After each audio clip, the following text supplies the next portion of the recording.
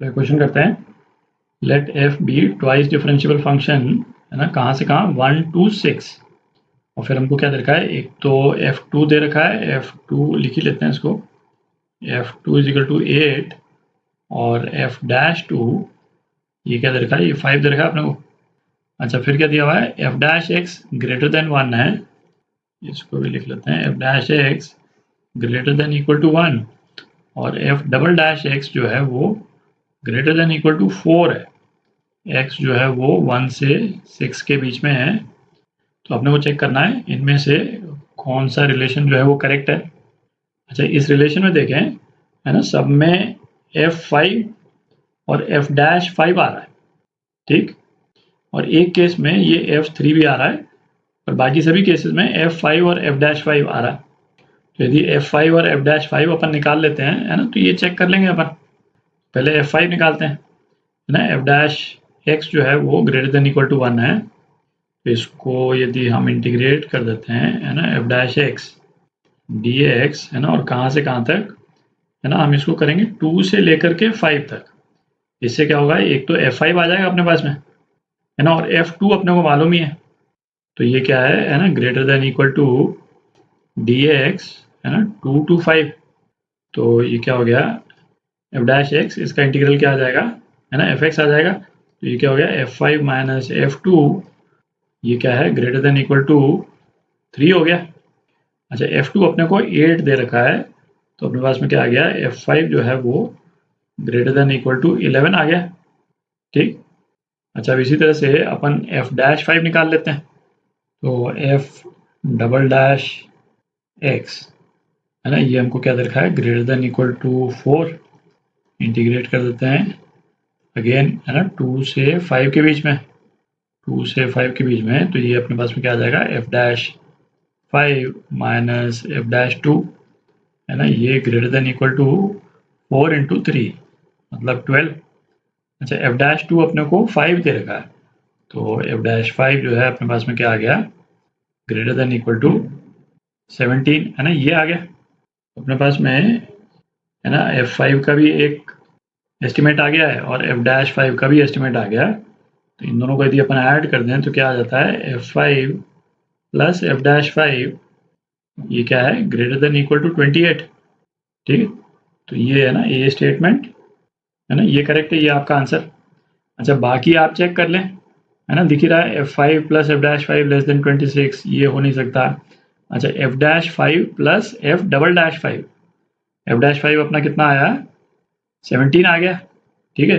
f'5 जो है वो, भाई f''x इस पीरियड में 4 से ज़्यादा है, तो f'5 जो है वो 4 से तो ज़्यादा ही होगा, ठीक है।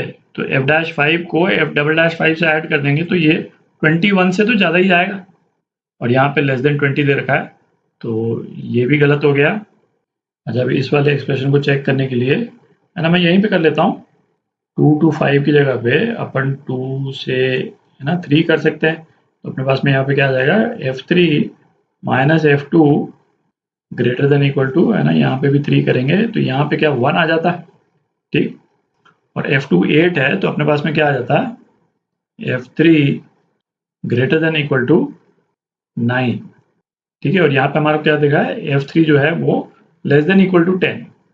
तो ग्रेटर देन इक्वल टू 9 में तो 10 से बड़े नंबर्स भी आएंगे, ठीक है। तो ये ऑब्वियसली ये भी गलती है ना। आंसर तो अपना शुरू में आ ही गया था वैसे भी, पर अपन ने बाकी भी चेक कर ली, ठीक।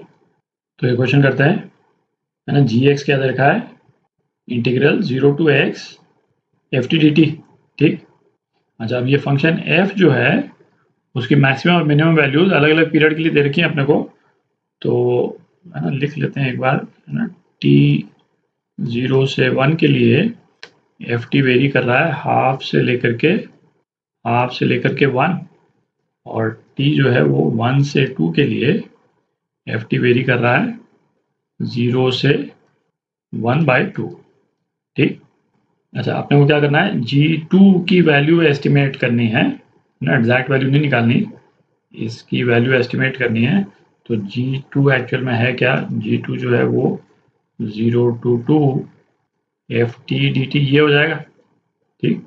अच्छा, अपने को दो अलग अलग पीरियड में एफ की वैल्यूज दे रखी है, तो इसको अपन सेपरेट कर सकते हैं by 0 to 1 F T D T plus 1 से 2 एफ टी डी टी। ठीक, तो अब G2 की मिनिमम वैल्यू है ना, G2 की मिनिमम वैल्यू यदि हम एस्टिमेट करना चाहें है ना, तो कैसे एस्टिमेट करेंगे भाई, इसका मिनिमम प्लस इसका मिनिमम। ठीक है, और मिनिमम जो है वो क्या होगा, ये तो अपन कर ही चुके हैं, m इंटू बी माइनस ए, जहाँ पे b और a जो है वो इंटीग्रल की लिमिट्स हैं, और m क्या है, मिनिमम वैल्यू। तो 0 से 1 वाले पीरियड में मिनिमम वैल्यू क्या है, 1/2, तो 1/2 हो गई, और b माइनस ए है ना, b माइनस ए कितना है, 1 है। ठीक, प्लस 1 से 2 वाले पीरियड में मिनिमम वैल्यू क्या है, 0 है ना, 0 इंटू और b माइनस ए तो 1 है, तो मिनिमम वैल्यू क्या हो गई, मिनिमम वैल्यू 1/2 हो गई, और मैक्सिमम वैल्यू है ना, G2 की मैक्सिमम वैल्यू है ना, ये क्या हो जाएगी, इस पहले वाले पोर्शन की मैक्सिमम वैल्यू प्लस दूसरे वाले पोर्शन की मैक्सिमम वैल्यू।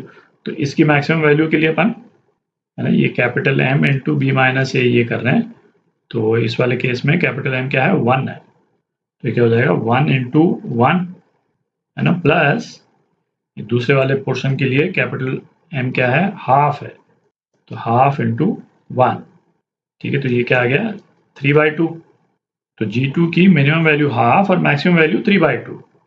ठीक, तो एग्जैक्टली ये बाउंड्स नहीं अपने को दे रखे हैं, बट जो ऑल्टरनेटिव है ना इसको सेटिस्फाई करता है वो कौन सा है ना, बी पार्ट।